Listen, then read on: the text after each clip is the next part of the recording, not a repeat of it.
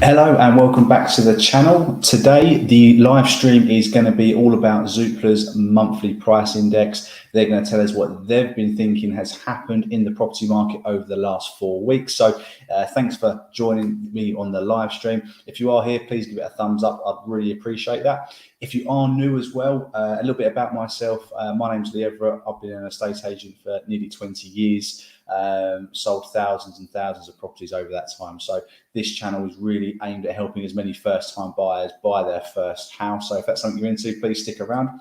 There will be questions and answers throughout the stream as well. So if you do have something that you'd like to ask, you can either wait towards the end or pop it in the comment section and I'll get to it as soon as I can. So let's get into the stream. Today, as I said, we are going to be talking about Zoopla's price index, and this is basically a report of what information they've gathered over the last 4 weeks, what's been going on with house prices, all those sorts of things. And I like just to sort of summarize it on a Wednesday evening where we can have a chat and go over such things. So if you are in the chat and you're watching, please, or if you are in the stream and you're watching, please leave a comment. Let me know you're here. Let me know what sort of stage you're at in your buying process, and yeah, we can sort of have a chat along the way as well. So the first thing that they sort of have put in their report is that from their figures in the last 12 months, house prices have gone up by 8.3%. So I think the general theme that you're going to be getting in these reports over the next few weeks and months is going to be that house prices, to no surprise, have gone up and they are going to keep going up. I think the differing thing from the last year will be how quickly and how steeply they're going up. But generally, yeah, the last 10, 12, 18 months, house prices have gone through the bloody roof. So what's that done for the average house price? So they're putting that the average house price in the UK right now is just under £250,000. £250,000 to buy the average house in the UK. £250,000. It's a lot of money, and you're going to need to be on a lot of money or a big deposit or a combination of the both to be able to afford the average house in the UK. So that's yeah, really, really big numbers as usual. Big numbers as usual. What else we got on here? So the spread of this house price growth, according to Zoopla and their figures, hasn't been evenly spread across the UK. There are going to be some places where house prices have gone up a lot more than others. I know a lot of you may have read in the news, if you read the same sort of things as me, is that London has had one of the lowest house price increases over the last 12 months. And Zoopla are reporting that London is just 3.4% increase. And although it's a small percentage amount, because the prices of these London properties are quite high anyway, any increase is going to be a massive amount of money on top. But in percentages terms, they've gone up some of the lowest amounts in the country. Whereas you look, rest of the country is 12.1%. So London 3.4%, rest of the country 12.1%. They've also said that the reason why some of these prices aren't going up as quickly is maybe because there's more properties coming onto the market. And there are other reasons as well, which we will go over in this live stream, which is going to be around half hour, 45 minutes long, depending how many questions we get. So if you do have any questions, please pop it in the comments and we'll get back to answering those. Hey, Maya. Thanks for dropping in on the stream. Really appreciate it. If you haven't given us a thumbs up and like the stream, please give us a thumbs up. So YouTube then spreads this live stream to more people. So we've got 12 people. So hopefully we'll have 12 likes in the next few minutes. So yes, so they're saying that over the last 4 weeks, more properties have come to the market, and that could be why house prices are going up a little bit slower than what they have been over the last few months.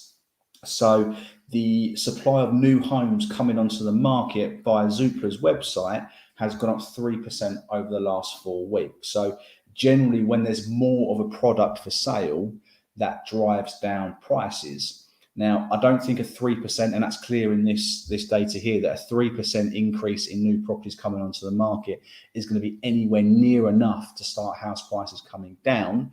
But what it does mean as a buyer is that you should start getting more choice. Rather than having one, maybe two properties that you're able to afford or view, you might have a few more places to look at. And when there is more properties available, there's less competition. Because say there's, I think Rightmove said there was, I think 26 applicants for every new house that came on the market.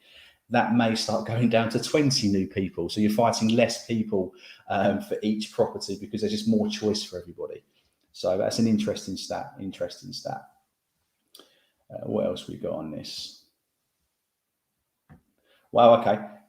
In the run up to Easter, there were 27% more agreed sales in the run up to Easter than what there was pre-pandemic. So nearly a third more deals were agreed in the Easter run up this year, or this March, this April, compared to the pre-pandemic. So nearly 30% more deals being agreed by estate agents. That's quite a lot. So I don't know why each year Easter spring seems to be the time when a lot of people put their house on the market, or a lot decide to start their journey. So if you're one of these people that have just started your property journey at Easter, why is that? Why have you picked around that sort of time? Let me know in the comment section below.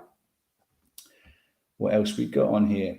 Right, well, because of this massive increase in house prices over the last 12 months, Zoopla have said that has pushed 4.3 million more homes have been pushed into a higher stamp duty tax bracket.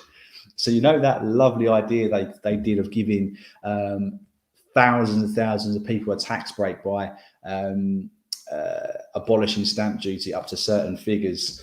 What that's really done is pushed those same house sellers into a higher tax bracket further down the line. So the government seem to give with one, and they always get it back. But what that's also done is pushed a lot of first-time buyer properties up into that over 300,000 stamp duty tax break that you get for being a first-time buyer. So if you've noticed that over the last couple of years that the prices of what you're looking at has pushed up into that stamp duty tax now, where you're going to have to start paying it, let me know. It'd be interesting to know.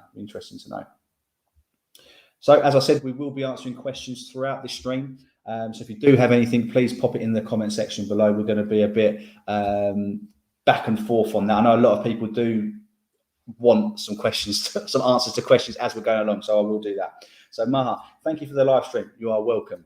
What are the chances that house prices will go down significantly in the next year or two?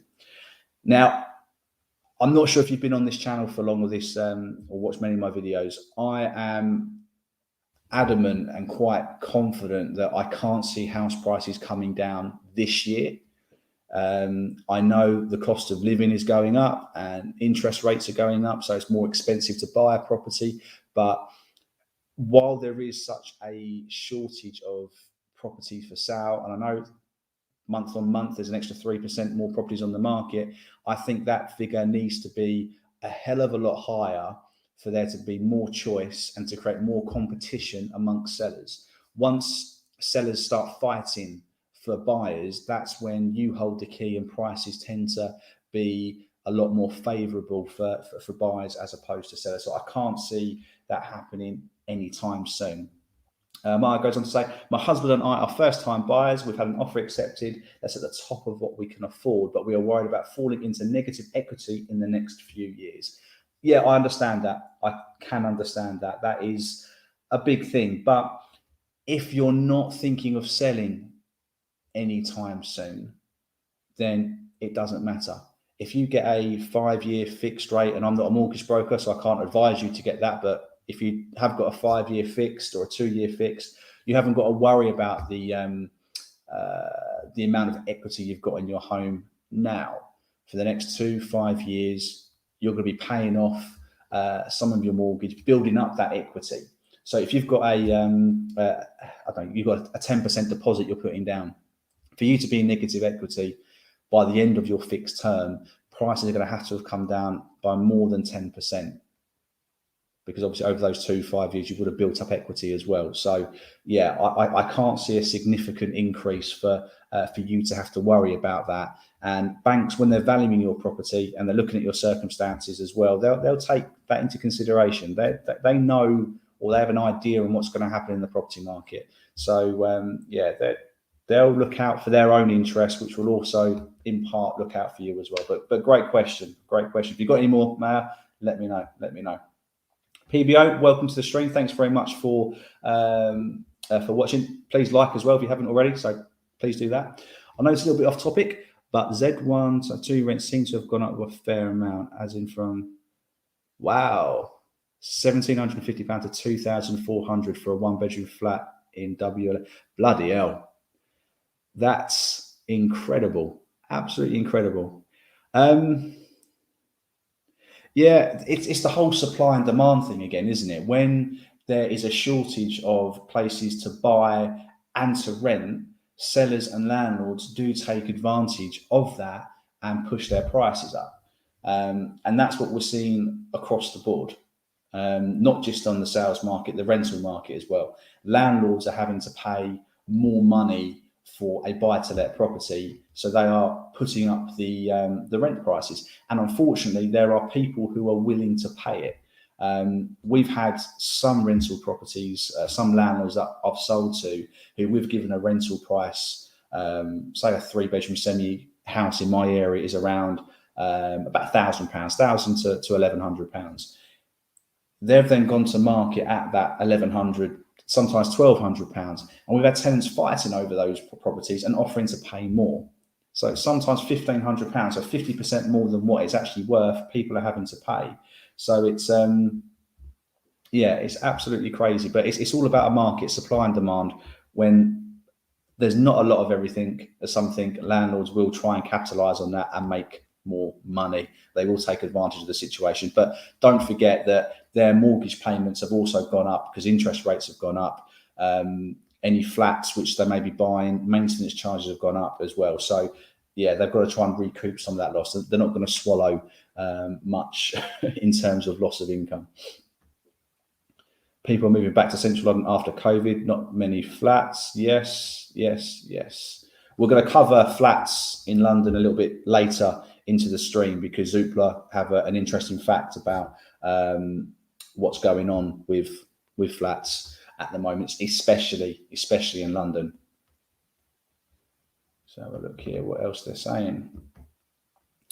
Right, so yes, we're talking about how stamp duty has, how the increase in house prices has pushed 4.3 million extra homes up a tax bracket. So whether that was a below 250 grand house, now well above 250, or sort of the sort of 450 up to sort of 500,000. So 4.3 million homes have been pushed up into a higher stamp duty bracket, and that may affect quite a few first-time buyers as well, especially if they're buying in the south and southeast of England. So the next thing in their report is they go over the last 5 years, what the average has been, and how that compares to right now. So I keep saying so a lot, I do apologise. Demand is up 56% this year compared to the last 5 years. So 56% more people are looking to buy now than what the average has been over the last 5 years. And you can see why that has pushed house prices up. That supply and demand again, there's 56% more people looking to buy a property, and there's not enough demand. There's not enough supply to satisfy that demand. And the supply of homes is 40% down. So there's your supply and demand. So demand's up here and the supply is here, and that difference has pushed those prices up. Over the last 5 years, the average excuse me, I'm still stunned at that figure. So, and the sales being agreed this year compared to the last 5 year average is up 18%. So 18% more deals being agreed, 18% more sales being agreed, and it's we're doing very well as an office in terms of sales at the moment. So it's really, really good, really good. You are welcome, mate. If you have any more questions, please let me know. Please let me know. I will say that HBC Doommonger Forum, they are hoping for a crash via increased interest rates. However, most people have fixed rates, so I'm with you, no crash. Yeah, I think a lot of people want a crash, and there's a lot of clickbait videos out there which will have the thumbnail as a man doing that or lady doing that, and crashes, explosions in the background of the property market to get you to click, when the actual figures are nowhere near a crash. The mechanisms aren't in place for a crash. It's just supply and demand. It's as simple as that. If there's people who have money, who are able to borrow money to buy something, then there's not going to be a crash. The crash we had in the credit crunch was because people couldn't get loans and mortgages, or afford to get loans and mortgages to buy properties. We've got 95% mortgages right now. We've got mortgage lenders offering 5.5 times your yearly wage to help you buy a property. The world's in a much different place than what it was back in 2007, 2008.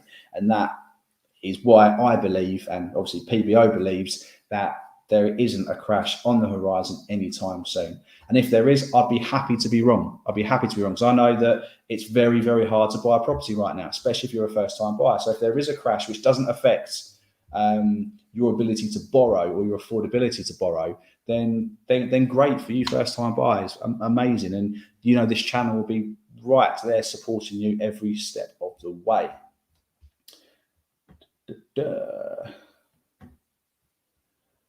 Right. Now, the next figure, which they say about how much house prices have gone up since the pandemic, since March 2020, Zoopla is saying that house prices have gone up about 13% in the country. I think it's more than that. When you're talking about what Halifax, Nationwide, and Rightmove are saying, even Land Registry, I believe, are quoting higher figures than that. So I'm not quite sure where they're getting their information from, but maybe that's their asking prices on their website. But yeah, I would say in the last 12 months alone, prices have gone up at least 10%, and they didn't go up only 3.1% in 2020. Or 2021, sorry. Yeah. So no, I think that figure is probably a little bit low. I'm sure a lot of you who are looking will probably agree with that. Planet Poker, thanks for coming back. I remember you from last week, so thank you for coming back. There's a lot of big mortgages out there because of the low interest rate. If interest rates go up, I think a lot of people could be in trouble. Yes, but as PBO mentioned, a lot of people who have bought a house tie themselves into a 2-5 year fixed mortgage rate. So if interest rates do go up, and they are going up, I mean, for example, I've got a fixed rate mortgage. I don't care about interest rates at the moment because I signed a 5-year fix in October.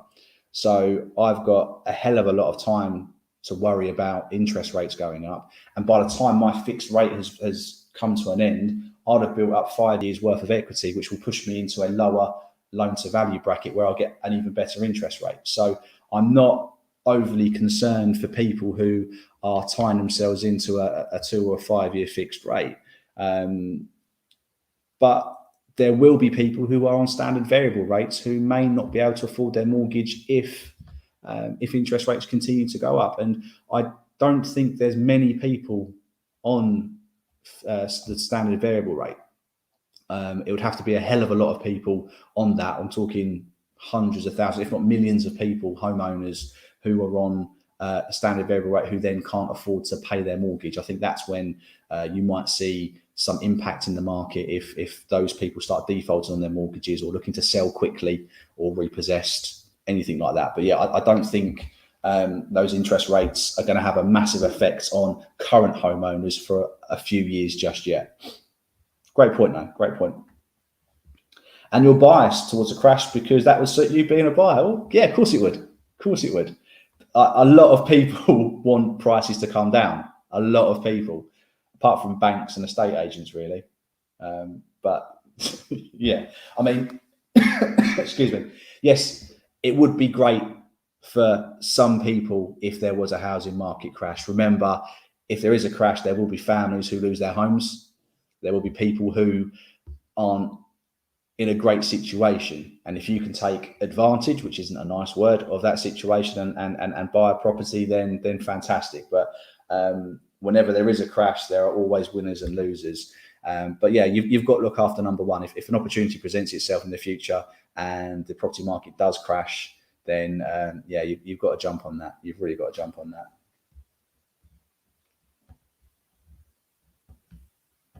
Loving the content today. Loving how many people are getting involved. So please keep the questions coming. Keep the questions coming. Not just questions. Let us know like what you're doing right now. Not now, but in terms of buying a property, what stage are you at? Do you have any questions about the house buying process, which you may want a second opinion on? Then that's what I'm here for. Please let me know. Please let me know. PBO's back. The only way a crash will occur is a black swan event like cyber COVID. WF have said not, but if when on that score. Well, yeah, I mean, black swan event, I mean, that is a once in a blue moon thing, isn't it? Like COVID, for example. COVID will be classed as a black swan event, and that had the exact opposite of a housing market crash. Everyone thought prices were going to drop. We had sellers before the first lockdown who were looking to secure a sale as quickly as possible and reduce their house price. They must be gutted right now. Must be gutted that they sold a hell of a lot cheaper than what they could have if they had waited just a couple of months for the property market to reopen again. But yeah, but the banks need to be in trouble as well, because if they're not lending money, then that's when we're going to have a problem. If while banks are lending money, then I can't see much of a crash. We need like the perfect storm of banks not lending money and lots of properties on the market. So banks make money by lending money, so they're going to want to keep doing that. However, given the immigration and single people needing a place means the market will hold firm. If the cable want to destroy, then who knows? But right now the market is clearly bull. It is clearly bull. It's slowing down. It's not going down. It's slowing down. So don't want to put any false news out there. It's definitely slowing down, but yeah, it's still going up, just at a slower pace. Great commentary on the market there. Good stuff. If lending rates go up in a few months' time before we secure a mortgage deal, making the property unaffordable or tight for our budget, would it be reasonable to renegotiate the price with the vendor? Mate, if you've offered on a property, let me just go back here. Right, so I'm guessing you've got a mortgage agreement in principle at the moment, at the very least. Your mortgage broker will be advising you on the best mortgage deal that's good for you. Once you get that mortgage offer, that will be fixed. You'll get that mortgage for a set amount of time. So normally the last 30, 60, 90 days. If your mortgage offer runs out during the house buying process and you need to apply for another mortgage and the interest rates have gone up and it's going to cost you more each month, then you could ask a seller whether they would renegotiate the price to help you with your mortgage payments. I've personally not had many people do that over the last nearly 20 years, but it's a reason to ask for a price reduction. But I'd be very, very surprised if a seller would do that for you. Bearing in mind, they could probably put it on the market for a bit more money and then try to get more money than what you're offering. But yeah, once you've got your mortgage offer at that interest rate that your lender has found for you, that will stay the same. All right. So don't worry that it's going to go up. It will only go up if you decide to go for a different mortgage product, or if your mortgage offer runs out, expires, and that same deal is no longer on the table. But your mortgage broker will be able to guide you through that. If you've gone direct with a bank, then you may not be getting the best deal. If you do want to speak to a mortgage advisor, an independent mortgage advisor, anyone who's watching right now, you can email me. I'm putting it up on the screen. There we go. Lee Everett Property Advice at gmail.com. And I'll put you in contact with a qualified independent mortgage broker who can find the best deal for you. And I think they're the ones who can hold your hand. Although I will help, I'm not trained or qualified to offer much mortgage advice. But in my opinion, If you have a mortgage offer, you'll keep that mortgage offer until either you exchange contracts and you use it, or it runs out. So yeah, yes, I hope that helps. If I've not made that clear enough, please pop it down below and I'll help out. Cheryl, thanks for joining. Really appreciate the question. Thanks very much. If you haven't liked the video, please like. I'm begging for likes right now. I need that appreciation. We're up to 12 so far, so I think that's a record for a live. So thanks for being a part.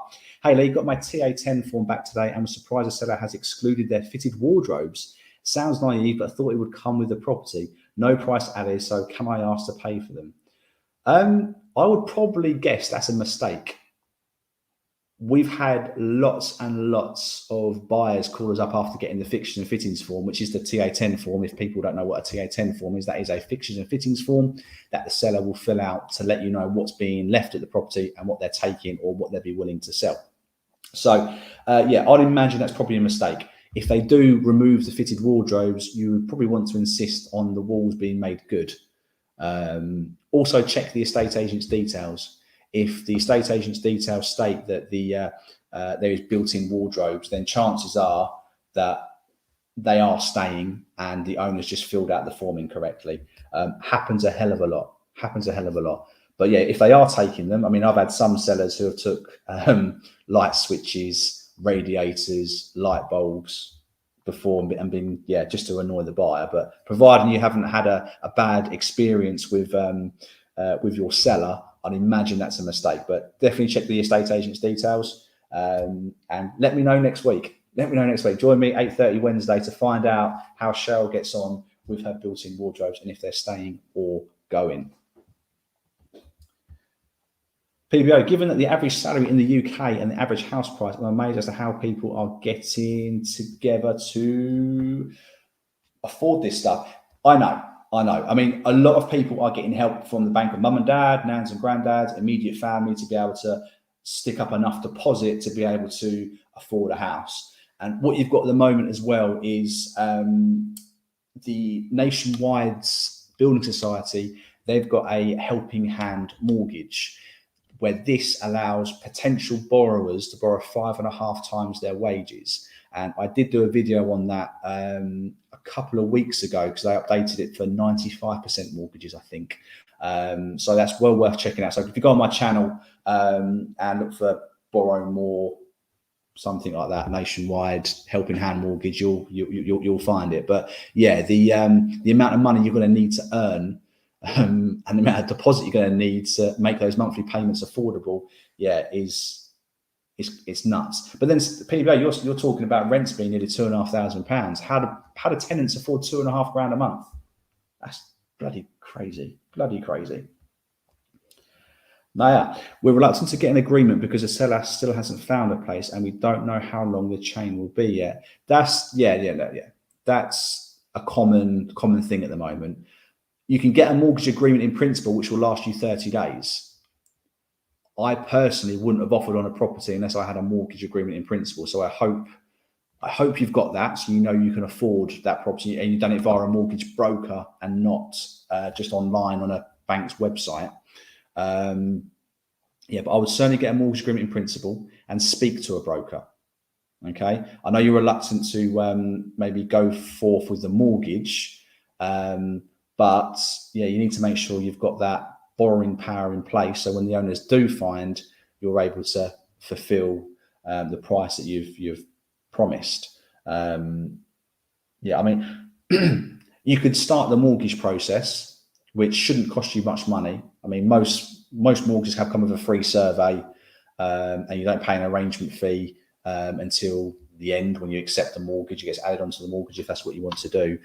Most brokers don't charge anything up front. Some do, some don't. But I personally would probably start the mortgage process because you can always apply for an extension or go for another mortgage later on down the line. But yeah, I would personally start the monetary side rather than the solicitor side sooner rather than later, just so you know that you're going to be able to afford it and afford the mortgage payments each month. So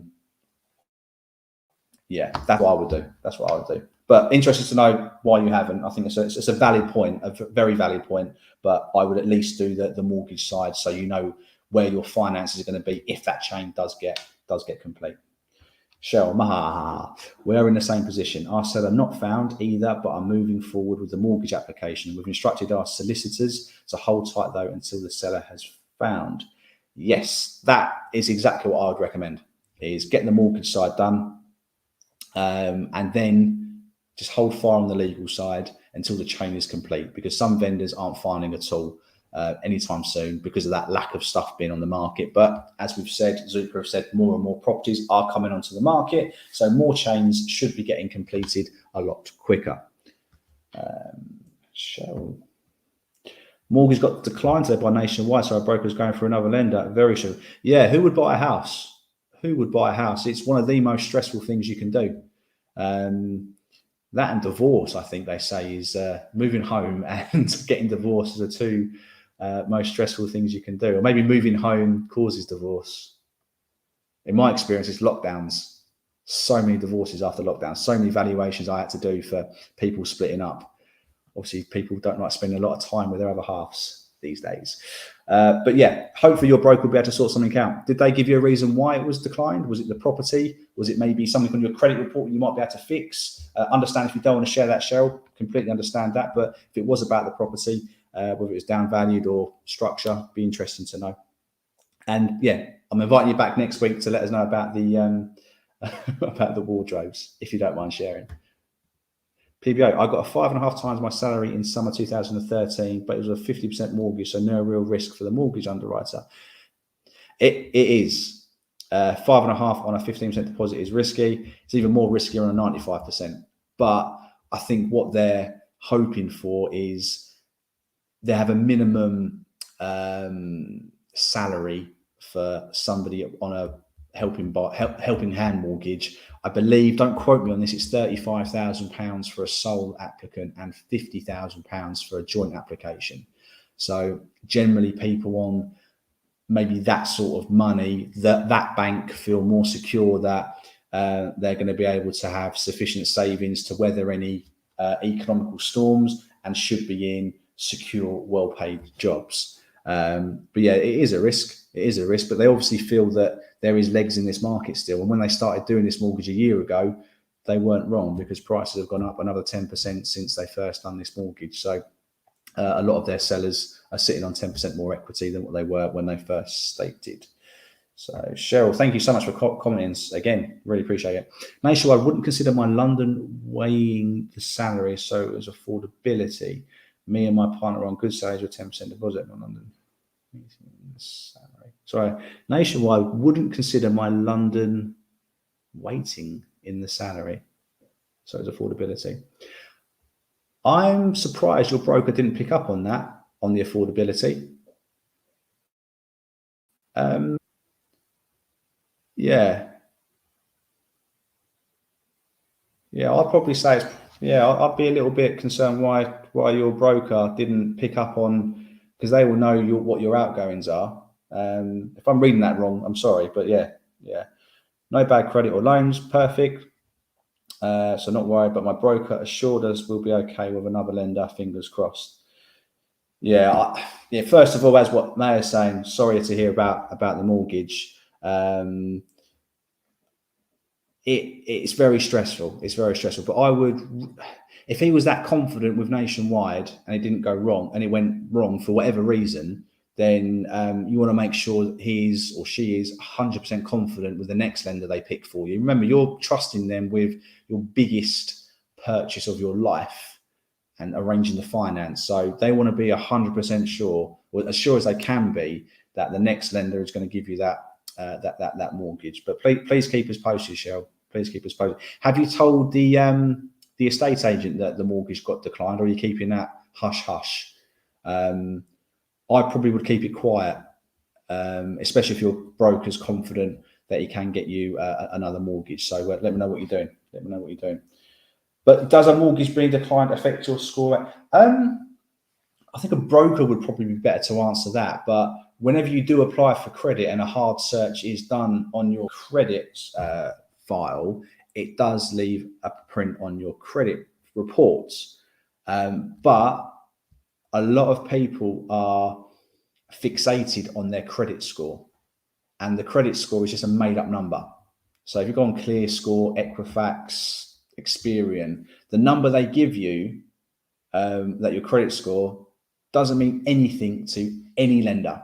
That's just a numeric representation of where Equifax or ClearScore think you are, right? But lenders don't just look at the credit score. They don't even look at the credit. They look at what your income is, what your current financial commitments are, how many times you've applied for credit in the last 6 months, a year, how long your current credit agreements have been going, and if there's any defaults. And each lender want to have what they see as the perfect customer for them, and your credit score does not come into it at all, mate. That is just purely a visual representation that company gives you to let you know what they think, or to let you know how they think you are doing with your credit. I mean, you could have a 999 credit score with Equifax, but you may not meet Nationwide's or NatWest's affordability calculation, so you wouldn't get the mortgage.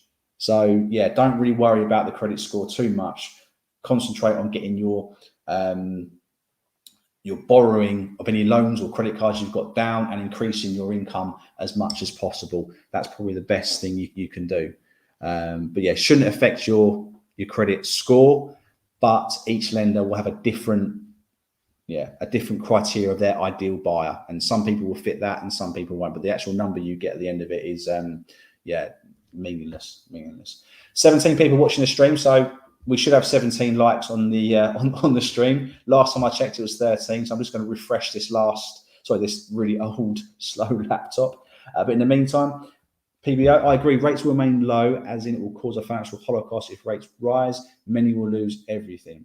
Yeah, I mean, they're going to put rates up. Rates are going to go up to try and curb inflation. There's no secret. There's no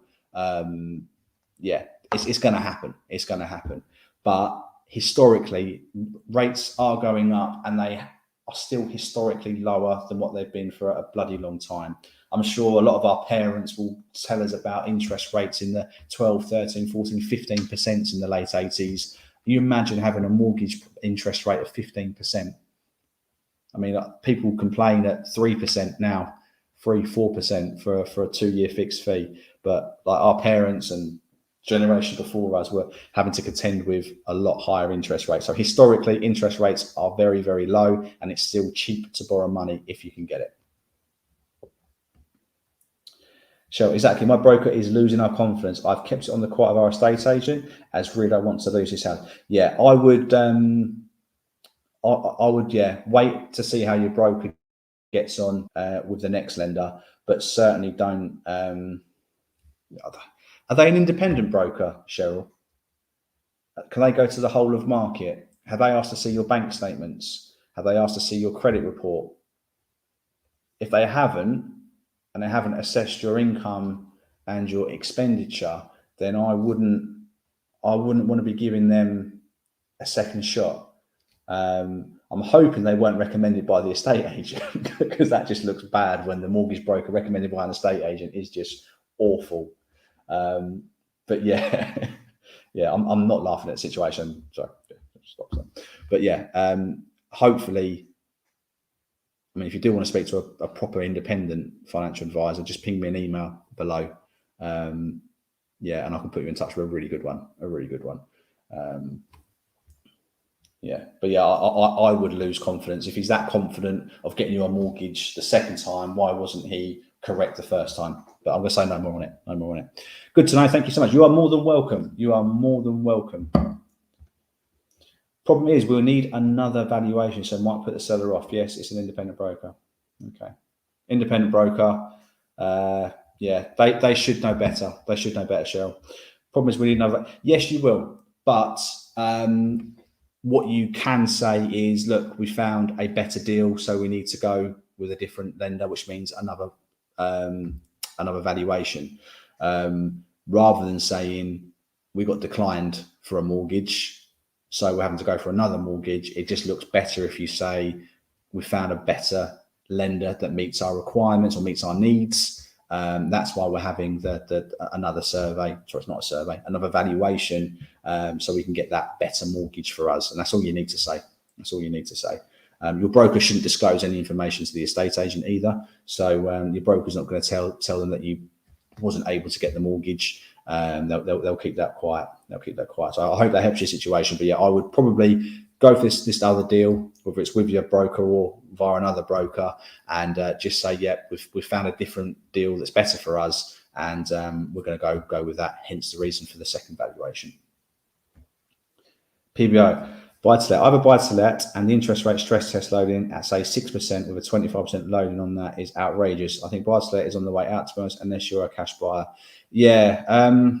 The bank, I'm not sure if the Bank of England stress test on buy-to-lets is the same as residential mortgages, but I know they were looking to scrap the stress test on residential mortgages because the chances of interest rates being 9-10% is highly unlikely. But yeah, there's less and less money in buy-to-lets at the moment, PBO, less and less money, especially getting a mortgage. The government have made the tax incentives of claiming certain stuff back on your mortgage a lot less lucrative over the last few years. So there has been quite a few landlords getting out of the buy-to-let game, and most buy-to-let buyers, if they have a lump of cash, probably don't want to put all that money into one purchase. They probably want to leverage that money, put it into a few different deals rather than put it into one property. Spread your risk. So spread your capital to reduce your risk. That's probably what I would do. If I had a couple of $100,000, I'll probably buy 10 houses rather than sinking it all into one. Great advice, Lee. We'll do that. Yeah. Let us know how you get on. I'm here every Wednesday, 8:30. So please, let us know how you get on. I'm sure there are many people who may end up watching this. The last stream got 300-400 people watching in the end. So there will be people who have been in the same boat as you who would like to know that there is light at the end of the tunnel, and they're not alone. So please, if you're happy to come back next week, if you're free, please let me know, or ping me an email to let me know so I can share it with anybody who might be in the same situation. I can't get any exit out of my property, but I'm not moaning. Well, if it's in your property, you're not spending it, are you? I know if I was able to pull out my equity, I'd probably have a new car and an extension, but it wouldn't be right. I wouldn't spend it on the right things. It'd be a new car and an extension. But yeah, we can't do that. We've got a little bit off topic here, haven't we? We've done a lot of Q&A, and I've still got to bore you with some figures from Zoopla, which is why some of you may actually be here still. So we said earlier that prices haven't been going up evenly across the country. So we said that London has gone up by, 3.6%, whereas Wales has gone up 12.1% in the last year. So London prices going up, but nowhere near the rate as good old Wales. They say that flats in London have only really increased by 2%, and because their value hasn't gone up in line with the rest of London market and the rest of the country, they're becoming more attractive to buyers. Now, whether that's buy-to-let investors or first-time buyers, and I'm a firm believer, if you are a first-time buyer and you can't afford the house that you want, you should buy the property you need. That's my slogan the last few weeks. Buy the property you need, not the house you want. Get your foot on that ladder, start paying off your mortgage, building up your equity, then make the next step to the big house that you've always wanted. Don't try and skip a step. If that property is not about, don't wait for it. Buy something smaller and then work your way up to that. So yeah, flats in London are becoming more popular because they are cheaper than the rest of, so they haven't gone up as much as the rest of properties in that area. So for first-time buyers, Zoopla have gone over the preferred type of property that first-time buyers like to buy. So that would be flats and small houses, I would imagine. Their research says a typical pre-pandemic first-time buyer property would have set you back £197,000 in 2019, I'm guessing.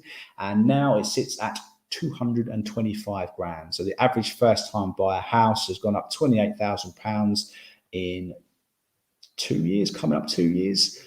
I think it's probably more than that, and I'm sure a lot of you will probably agree that, it is a lot more than that. Another question, interrupting for questions, this is what we like. Brokers have been offering their services, but we're not sure what the advantage of going with them would be, given they can't get us better deals. Are there advantages we haven't considered? 100% yes. So there are some lenders who only deal with mortgage brokers. There are some lenders who will only give certain deals to mortgage brokers. So it's 100% worth speaking to an independent financial advisor. Unfortunately, Cheryl's one may have dropped the ball a little bit. I'm hoping that he can redeem himself by getting Cheryl and her partner a mortgage. But generally, brokers can scour the market and find the best deal that is for you. They will know which lenders will take more of your income into the equation. They'll know which ones take.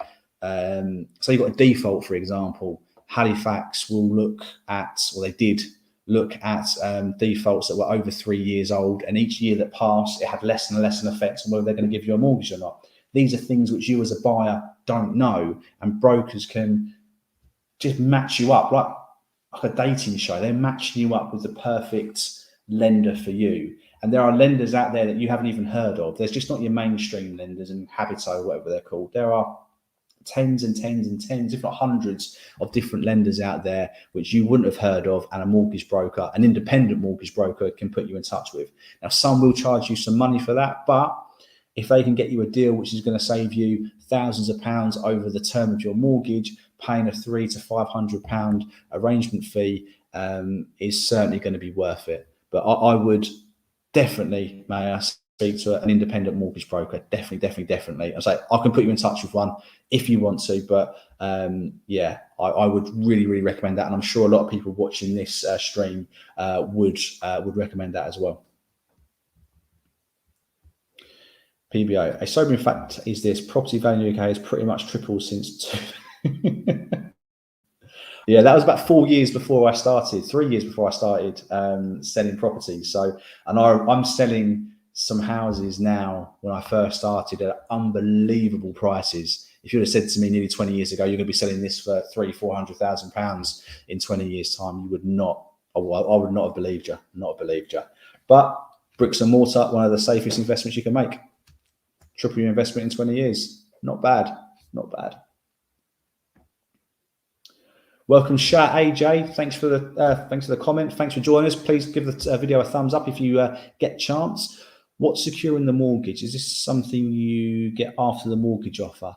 So your mortgage offer is basically the bank agreeing that they will give you the money for the property that you're buying.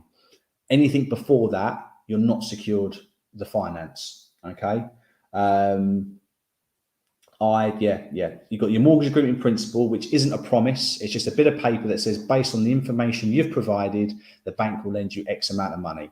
Generally, that will be your wages times 4.5%, and then they'll do their equations to work out how much it's going to cost you to run a house. Take that off, and they'll give you a figure.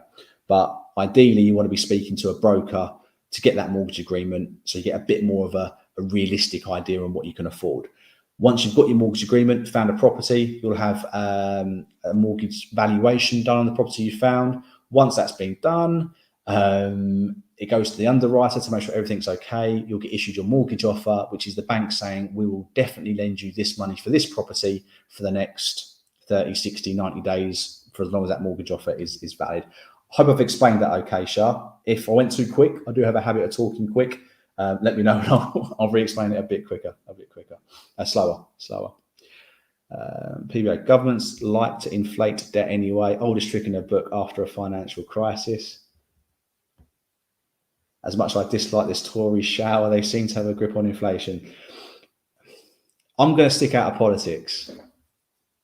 That's a surefire way to lose people. But all I can say is, from my personal opinion and where I am in the world right now, I'm doing all right. And whether that's Tory policy or just luck or what have you, I'm doing fine. And I think a lot of people probably are doing all right, just don't want to admit it. If you're looking to buy a house right now, then you're doing all right. You must be doing something right, because there's thousands, if not millions, of other people who can't afford to even look, let alone actually get a mortgage. So, yeah, you like me sitting on the fence there, PBO. Yeah, I've learned in this game never to sort of pin your flag to a type of post. What's that saying? Anyway. Right, guys. Well, I am going to start winding this up in a minute. We'll go over just a few more figures and maybe a few more questions before we go. I had promised the missus this would probably only be half an hour, and we're already 50 minutes into it. So let's just finish off some of these figures. So there is evidence that there's more properties coming onto the market, which we discussed about half an hour ago. If you're still tuning in, thank you so much. They're going to give, well, they've given some areas where they're showing more properties coming onto the market. So if you're lucky enough to be able to buy in Kensington and Chelsea, you will notice there's 53% more properties coming onto the market in April. So if you are lucky enough to be A, watching this live stream, and B, able to afford in Kensington and Chelsea, you should notice about 50% more properties to view. So if you are, then let me know. In Earwash, I picked that name out deliberately because my other half has got an earache right now. In the East Midlands, there are 45% more properties coming onto the market in the last month. Pendle, and I had to put one in Essex because I am from Essex. Southend, in my part of the world, there is a 28% increase in properties coming onto the market in the last 4 weeks. So we've gone north, south, east, west. Properties are coming onto the market, so it's a good thing. It's a good thing. So their outlook about what they think is going to happen, they have said, although there is more properties coming onto the market, they are reluctant to say that prices will come down. They do agree that the previous level of increase, is what I've been saying for the last few months, is unsustainable, and that with the cost of living going up and interest rates going up, more and more people will struggle to get a mortgage, so that may start reducing some of the demand, and with less demand and more supply, then we should start seeing a leveling off of prices. And that's what I think is probably going to happen, a more of a leveling off of modest increases of 0.1%, 0.2% increase a month, rather than the 1 to 3% we've been having over the last few years. So that's what Zoopla think, and that's what I think as well. And to finish up, PBO, politics and religious old boy, stay away from them, and that's what I intend to do.